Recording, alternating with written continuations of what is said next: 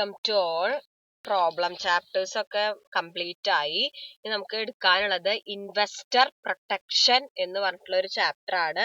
അതിനകത്ത് പറയുന്നത് സ്റ്റോക്ക് മാർക്കറ്റിലെ ഇൻവെസ്റ്ററെ പ്രൊട്ടക്ട് ചെയ്യാനുള്ള മെഷേഴ്സ്. സിലബസിനകത്തുള്ളത് കുറച്ചേ ഉള്ളൂ, ടെക്സ്റ്റിൽ കുറച്ചും കൂടി ഉണ്ട്. സ്റ്റോക്ക് എക്സ്ചേഞ്ചിന്റെയും സെബിയുടെയും റോളുകള്, എന്താണ് ഇൻവെസ്റ്റർ പ്രൊട്ടക്ഷൻ ഫണ്ട്, അങ്ങനെയുള്ള കാര്യങ്ങളൊക്കെയാണ് ഇതാക്കുന്നത്. അപ്പൊ ഇൻവെസ്റ്റർ എന്ന് പറയുമ്പോൾ നമുക്കറിയാം, ഒരു ഫിനാൻഷ്യൽ ആൻഡ് സെക്യൂരിറ്റി മാർക്കറ്റിന്റെ പില്ലേഴ്സ് എന്ന് പറയുന്നത് തന്നെ എന്താണ്? ഇൻവെസ്റ്റേഴ്സ് ആണ്. കാരണം അവരാണ് അതിനകത്ത് ഇൻവെസ്റ്റ് ചെയ്യുന്നത്, അവരാണ് സ്റ്റോക്കുകൾ പർച്ചേസ് ചെയ്തിട്ട് മാർക്കറ്റിൽ ട്രാൻസാക്ഷൻസ് നടത്തുന്നത് അല്ലെ. നമ്മുടെ പബ്ലിക് ഓരോ ഷെയർസ് അല്ലെങ്കിൽ ഡിബഞ്ചേഴ്സ് അല്ലെങ്കിൽ സെക്യൂരിറ്റീസിൽ മണി ഇൻവെസ്റ്റ് ചെയ്താലേ അവരുടെ സേവിങ് എന്താവുള്ളൂ, ഇൻഡസ്ട്രികൾക്ക് അവരുടെ ഡൈവേഴ്സിഫിക്കേഷനും ഡെവലപ്മെന്റിനും വേണ്ടിയിട്ട് യൂസ് ചെയ്യാനായിട്ട് പറ്റുള്ളൂ. അങ്ങനെ ultimate level of economic growth investor മാർക്കറ്റിൽ ഇൻവെസ്റ്റ് ചെയ്താൽ തന്നെയാണ് പോസിബിൾ ആക്കുള്ളൂ. സോ എന്താണ്, ഇൻവെസ്റ്റർ ആണ് മാർക്കറ്റിലെ ലെവൽ ഓഫ് ആക്ടിവിറ്റി ഡിറ്റർമൈൻ ചെയ്യുന്നത്. സോ എന്താണ്, അത് അവിടെ അങ്ങനെ ഒരു സ്റ്റോക്ക് മാർക്കറ്റിലെ ഇൻവെസ്റ്റേഴ്സ് പറ്റിക്കപ്പെടുകയാണ്, എല്ലാ ഫ്രോഡുകളിലും അവർ ഇരയാവൊക്കെ ചെയ്ത് എന്താവും, ആളുകൾ ഇൻവെസ്റ്റ് ചെയ്യില്ല. So they will withdraw their investment from activity. So economic growth ഉണ്ടാവില്ല. സോ ഇൻവെസ്റ്ററുടെ ഇൻട്രസ്റ്റ് പ്രൊട്ടക്ട് ചെയ്യാന്നുള്ളത് വളരെ ഇമ്പോർട്ടന്റ് ആണ്. അതിനകത്ത് ഒരുപാട് മെഷേഴ്സ് എസ്റ്റാബ്ലിഷ് ചെയ്തിട്ടുണ്ട് ഇൻവെസ്റ്റർ മാൽ പ്രാക്ടീസസിൽ നിന്നൊക്കെ പ്രൊട്ടക്ട് ചെയ്യാൻ. അങ്ങനെ ഏറ്റവും കൂടുതൽ ഇൻവെസ്റ്ററുടെ ഇൻട്രസ്റ്റ് പ്രൊട്ടക്ട് ചെയ്യാനായിട്ട് റെസ്പോൺസിബിൾ ആയിട്ടുള്ളത് ആരൊക്കെയാന്ന് വെച്ചാൽ securities and exchange board of ഇന്ത്യയാണ് ഇൻവെസ്റ്റർ ഇൻട്രസ്റ്റ് പ്രൊട്ടക്ട് ചെയ്യാന്നുള്ളതിന് റെസ്പോൺസിബിൾ ആയിട്ടുള്ള സ്റ്റാറ്റ്യൂട്ടറി ഓർഗനൈസേഷൻ. സോ ഇൻവെസ്റ്റേഴ്സിനെ പ്രൊട്ടക്ട് ചെയ്യാൻ വേണ്ടിയിട്ട് സെബി ഒരുപാട് മെഷേഴ്സ് എടുത്തിട്ടുണ്ട്, ഒരുപാട് റെഗുലേഷൻസ് കൊടുത്തിട്ടുണ്ട്, ഒരുപാട് കാര്യങ്ങളൊക്കെ ചെയ്തിട്ടുണ്ട്. അപ്പോ ഷെയർസിലുള്ളതും മ്യൂച്വൽ ഫണ്ടിലുള്ള മാൽ പ്രാക്ടീസസ് ഒക്കെ ഒഴിവാക്കി ഇൻവെസ്റ്റേഴ്സിന് അവർ ഇൻവെസ്റ്റ് ചെയ്ത ഫണ്ടിന്റെ പ്രൊട്ടക്ഷൻ കിട്ടാൻ വേണ്ടിയിട്ട് ഒരുപാട് കാര്യങ്ങൾ securities and exchange board of India ചെയ്തിട്ടുണ്ട്. അതിനകത്തുള്ള കുറച്ച് മെഷേഴ്സ് ആണ് നമ്മൾ പറയുന്നത്. അതിന്റെ ഒരു ജസ്റ്റ് ഒരു ഡിസ്ക്രിപ്ഷൻ. ഇൻവെസ്റ്റർ പ്രൊട്ടക്ഷൻ ലെജിസ്ലേഷൻ ആണ് സെബി ഇൻവെസ്റ്റർ ഇൻട്രസ്റ്റ് പ്രൊട്ടക്ട് ചെയ്യാൻ വേണ്ടിയിട്ടുള്ള ഒരു ഇമ്പോർട്ടന്റ് മെഷർ എന്ന് പറയുന്നത്. ഇൻവെസ്റ്റർ ഇവിടെ N is missing. Investor protection legislation implement ചെയ്തു. സെബി ആക്ടില് സെക്ഷൻ 11 സബ്സെക്ഷൻ 2 ഇൻവെസ്റ്റർ പ്രൊട്ടക്ഷൻ ലെജിസ്ലേഷനെ കുറിച്ചിട്ട് പറയുന്നത്. ആ ലെജിസ്ലേഷൻ പ്രകാരമുള്ള മെഷേഴ്സ് ഒക്കെ ഇതാണ്. എന്താണ്? Stock exchange and other security market business regulation. നമുക്കറിയാം, സ്റ്റോക്ക് എക്സ്ചേഞ്ചിലായാലും സെക്യൂരിറ്റി ഓപ്ഷൻ മാർക്കറ്റ് ആയാലും ഡെറിവേറ്റീവ് മാർക്കറ്റ് ആയാലും ഒക്കെ കൺട്രോൾ ചെയ്യുന്നത് ആരാണ്? സെബി ആണ്. എല്ലാ സ്റ്റോക്ക് എക്സ്ചേഞ്ചിലെയും ട്രേഡ് നടത്തുന്ന കമ്പനികളിൽ സെബിയിൽ രജിസ്റ്റർ ചെയ്യണം.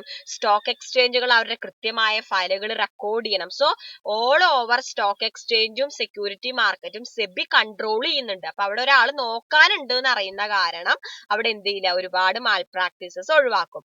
അതുപോലെ തന്നെ എന്താണ്, ഈ സ്റ്റോക്ക് മാർക്കറ്റിലെ ഇന്റർമീഡിയറീസ്, ഈ brokers, agents, bankers, trustees, registrar's, portfolio managers എല്ലാവരും എന്ത് ചെയ്യണം?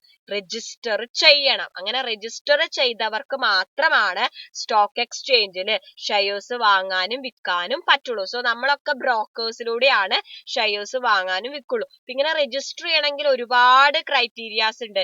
ഇത്ര ലക്ഷം രൂപ ഇൻവെസ്റ്റർ പ്രൊട്ടക്ഷൻ ഫണ്ടിൽ സൂക്ഷിക്കണം. കാരണം ഈ ബ്രോക്കർ മുഖേന ഒരു ഇൻവെസ്റ്റർ പറ്റിക്കപ്പെട്ടാൽ ആ ഫണ്ട് ഉപയോഗിച്ച് എന്ത് ചെയ്യും, ആ ഇൻവെസ്റ്ററുടെ നഷ്ടം നികത്തും. സോ എന്താണ്, മാൻഡേറ്ററി ആക്കി സ്റ്റോക്ക് എക്സ്ചേഞ്ചിൽ അല്ലെങ്കിൽ സെബിയിലൂടെ രജിസ്റ്റർ ചെയ്യാത്ത ഒരു ബ്രോക്കർക്കും, ഒരു ഏജൻസിനും, ഒരു ബാങ്കർക്കും, ഒരു ട്രസ്റ്റിക്കും എന്ത് ചെയ്യാൻ പറ്റില്ല, സ്റ്റോക്ക് മാർക്കറ്റിൽ ബൈയിങ് ആൻഡ് സെല്ലിങ് നടത്താൻ പറ്റില്ല. അപ്പൊ അതൊരു റെഗുലേഷൻ ആണ്. പിന്നെ എന്ത് ചെയ്യാ, റെക്കോർഡിംഗ് ആൻഡ് മോണിറ്ററിംഗ് എന്ത് ചെയ്യുക, work of custodian, depositors, participants, foreign investors, credit rating ഏജൻസികളുടെ എന്തൊക്കെ വർക്കുകൾ എന്ത് ചെയ്യുന്നുണ്ട്, റെക്കോർഡ് ചെയ്യപ്പെടുന്നുണ്ട് സെബിയിൽ, അതുപോലെ മോണിറ്ററും ചെയ്യുന്നുണ്ട്. അപ്പൊ അവിടെ എന്തെങ്കിലും വാരിയേഷൻസ് വന്നാൽ SEBI will take immediate action. ഇതൊക്കെ എന്തിനാണ്, ഇൻവെസ്റ്ററുടെ ഇൻട്രസ്റ്റ് പ്രൊട്ടക്ട് ചെയ്യാൻ വേണ്ടിയാണ്. പിന്നെ എന്താണ്, ഏതൊരു സ്കീമും ഏതൊരു ഫണ്ടും ഇൻവെസ്റ്ററിലെ ട്രേഡ് ചെയ്യണമെങ്കിൽ it should be registered with the SEBI. So ഈ മ്യൂച്വൽ ഫണ്ട് ആയാലും വെഞ്ചർ ക്യാപിറ്റൽ ആയാലും എന്തൊക്കെയാണെങ്കിലും it has to be registered with SEBI before offering for investor. ഇത് എന്തിനു വേണ്ടിയിട്ടാണ്, അങ്ങനെ രജിസ്റ്റർ ചെയ്താലാണ് സെബിക്ക് എന്ത് ചെയ്യാം, അവരുടെ ഫംഗ്ഷനിങ്ങിനെ റെഗുലേറ്റ് ചെയ്യാം, അവരുടെ പെർഫോമൻസ് മോണിറ്റർ ചെയ്യാം, എന്തെങ്കിലും വാരിയേഷൻസ് ഉണ്ടോ എന്നൊക്കെ മെഷർ ചെയ്യാം. പിന്നെ എന്താണ്, സെൽഫ് റെഗുലേറ്ററി കമ്പനികളുടെ പ്രൊമോഷൻ ആൻഡ് കൺട്രോളിങ്. നമ്മൾ ഈ ഓട്ടോണമസ് കോളേജ് എന്നൊക്കെ പറയില്ല, അതുപോലെ തന്നെ സെൽഫ് റെഗുലേറ്റ് ചെയ്യുന്ന കമ്പനികൾ എന്ത് ചെയ്യാണ്, പ്രൊമോട്ട് ചെയ്യുക. ഒപ്പം അവരെ അങ്ങോട്ട് വിടുകയല്ല, SEBI has a control on those companies also in NBFCs ഒക്കെ. പിന്നെ എന്താണ്, ഫ്രോഡ്, അൺഫെയർ ട്രേഡിങ്, സെക്യൂരിറ്റി മാർക്കറ്റിൽ എപ്പോഴും ഒരു സെബിയുടെ ഉണ്ടാവും. സെബിയുടെ വാരിയസ് കമ്പനികളുടെ അല്ലെങ്കിൽ ഏജന്റുകൾ എന്തെങ്കിലും മാൽ പ്രാക്ടീസസ് നടത്തുന്നുണ്ടോ, ഫ്രോഡുകൾ ഉണ്ടാവും. അതായത് ഒരു സെക്യൂരിറ്റിയുടെ പ്രൈസ് ഒക്കെ ഒരുപാട് വാരിയേഷൻസ് കോട്ട് ചെയ്തതിനെക്കാട്ടിലും കൂടുതൽ വന്നാൽ ഇമ്മീഡിയറ്റ്ലി ആ സെക്യൂരിറ്റിയുടെ സെല്ലിങ് അവിടെ ഡ്രോപ്പ് ചെയ്യും, അല്ലെങ്കിൽ ബൈയിങ് അവിടെ ഡ്രോപ്പ് ചെയ്യും. എന്നിട്ട് അത് ചെക്ക് ചെയ്യും. അതായത് എപ്പോഴും ഒരു മാർക്ക് ഉണ്ടാവും, ഒരു പരിധിയിൽ കൂടുതൽ ഒരു സെക്യൂരിറ്റിയുടെ പ്രൈസ് കുറയാനോ കൂടാനോ സമ്മതിക്കില്ല. അപ്പൊ അങ്ങനെ കുറയോ കൂടുകയോ ചെയ്താൽ അതിന്റെ അർത്ഥം എന്താണ്, അവിടെ ഏതോ ഒരു ഗ്രൂപ്പ് ഓഫ് ഇൻവെസ്റ്റേഴ്സ് കളിക്കുന്നുണ്ട് എന്നാണ്. അപ്പൊ അത് ഒഴിവാക്കാൻ വേണ്ടിയിട്ട്, അപ്പൊ അങ്ങനെ ഒരു ഗ്രൂപ്പ് ഓഫ് ഡയറക്ടർ നമ്മൾ പഠിച്ചിട്ടില്ലേ, ഈ പ്രൈസ് സെൻസിറ്റീവ് ഇൻഫോർമേഷൻ യൂസ് ചെയ്തിട്ട് ഈ ഇൻസൈഡർ ട്രേഡിങ്, അതൊക്കെ പ്രിവെന്റ് ചെയ്യാനായിട്ട് വേണ്ടിയിട്ടാണ്. പിന്നെ എന്താണ്, മേജർ ട്രാൻസാക്ഷൻസ്, അതായത് ബൾക്ക് ആയിട്ടുള്ള ഷെയർ പർച്ചേസുകൾ, അതുപോലെ കമ്പനികളുടെ ടേക്ക് ഓവേഴ്സ്, മെർജേഴ്സ് ഒക്കെ ഒബ്സർവ് ചെയ്യും, റെഗുലേറ്റ് ചെയ്യും ചെയ്യുന്നുണ്ട്. പിന്നെ വരുന്നതാണ് investor awareness and education program carry out ചെയ്യുന്നുണ്ട്.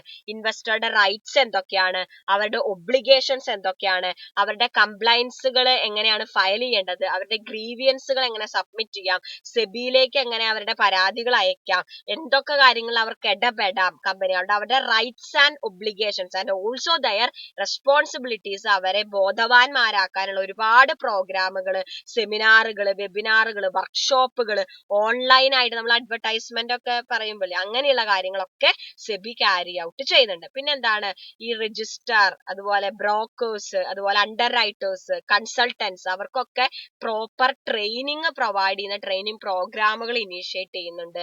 പിന്നെന്താണ്, ഓരോ ബ്രോക്കേഴ്സ് ആയാലും അണ്ടർ റൈറ്റേഴ്സ് ആയാലും അവരുടെ ബുക്സ് ഓഫ് അക്കൗണ്ടുകളുടെ ഇൻസ്പെക്ഷനും ഓഡിറ്റിങ്ങും സെബിയുടെ ഓഫീസേഴ്സ് നടത്തുന്നുണ്ട്. അത് ഒരിക്കലും ഒരു ബ്രോക്കർ അയാളുടെ books of account 20 Kollam keep ചെയ്യണം എന്നാണ് പറയുന്നത്. അപ്പൊ അവരുടെ ബുക്സിന്റെ ഓഡിറ്റിങ്, അവരുടെ ബുക്സിന്റെ ഇൻസ്പെക്ഷൻ ഒക്കെ നടത്തുന്നുണ്ട്. അതൊക്കെ ഈ ഫ്രോഡ് ഐഡന്റിഫൈ ചെയ്ത് ഇൻവെസ്റ്ററെ പ്രൊട്ടക്ട് ചെയ്യാനാണ്. പിന്നെ എന്താണ്, assessment of fees and others, അതായത് ബ്രോക്കേഴ്സ് ആയാലും കൺസൾട്ടൻസ് ആയാലും ഒരുപാട് ഫീസ് ഇൻവെസ്റ്റേഴ്സിന് ഈടാക്കാതിരിക്കാൻ ആ ഫീസുകൾ കൊല്ലം റിവൈവ് ചെയ്യുന്നുണ്ട്, അത് അസസ് ചെയ്യുന്നുണ്ട്, എല്ലാ കാര്യങ്ങളും ചെയ്യുന്നുണ്ട്. അപ്പൊ അങ്ങനെ മൊത്തത്തില് സ്റ്റോക്ക് മാർക്കറ്റിനെയും മാർക്കറ്റ് റിലേറ്റഡ് ആയിട്ടുള്ള എല്ലാ ഏജൻസിനെയും റെഗുലേറ്റ് ചെയ്തിട്ടും അവരുടെ ബുക്സ് ഓഫ് അക്കൗണ്ട് ഓഡിറ്റ് ചെയ്തിട്ടും ഇൻസ്പെക്ട് ചെയ്തിട്ടും ഇൻവെസ്റ്റേഴ്സിന് ആവശ്യമായിട്ടുള്ള അവയർനെസ്സും എഡ്യൂക്കേഷൻ പ്രോഗ്രാം കണ്ടക്ട് ചെയ്തിട്ടും സെബി ഒരു പരിധി വരെ ഇൻവെസ്റ്റർ പ്രൊട്ടക്ഷൻ എന്ത് ചെയ്യുന്നുണ്ട്, പോസിബിൾ ആക്കുന്നുണ്ട്. ഇനിയുണ്ട് ഒരുപാട് കാര്യങ്ങൾ, മെഷേഴ്സ് എന്ന് പറഞ്ഞാൽ നമുക്ക് ഇൻവെസ്റ്റർ പ്രൊട്ടക്ഷൻ ഫണ്ട് അങ്ങനെയുള്ള കാര്യങ്ങൾ.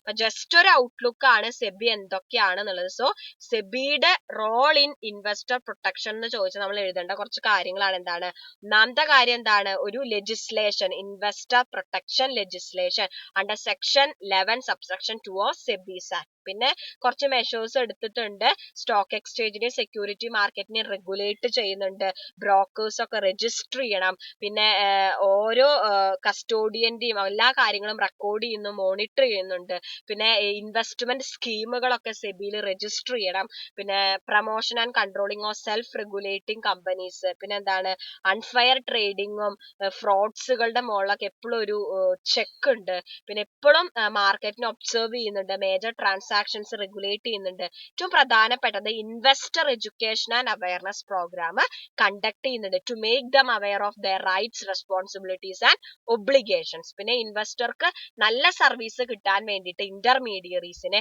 ട്രെയിൻ ചെയ്യുന്നുണ്ട്. പിന്നെ അവരുടെ ബുക്സ് ഓഫ് അക്കൗണ്ട് ഓഡിറ്റ് ചെയ്യുന്നുണ്ട്, അവരിൽ നിന്നും ചാർജ് ചെയ്യുന്ന ഫീസുകൾ അസസ് ചെയ്യുന്നുണ്ട്, മാറ്റുന്നുണ്ട്, റിവ്യൂ ഒക്കെ ചെയ്യുന്നുണ്ട്. അങ്ങനെ ഓവറോൾ ഒരു ഇൻവെസ്റ്റർ ഫ്രണ്ട്ലി എൻവിറോൺമെന്റ് സ്റ്റോക്ക് മാർക്കറ്റിൽ ഉണ്ടാക്കാനും അതിലൂടെ കൂടുതൽ ഫണ്ട് പ്രൊഡക്റ്റീവ് ഇൻവെസ്റ്റ്മെന്റിലേക്ക് ചാനലൈസ് ചെയ്യാനും സെബി ശ്രമിക്കുന്നുണ്ട്.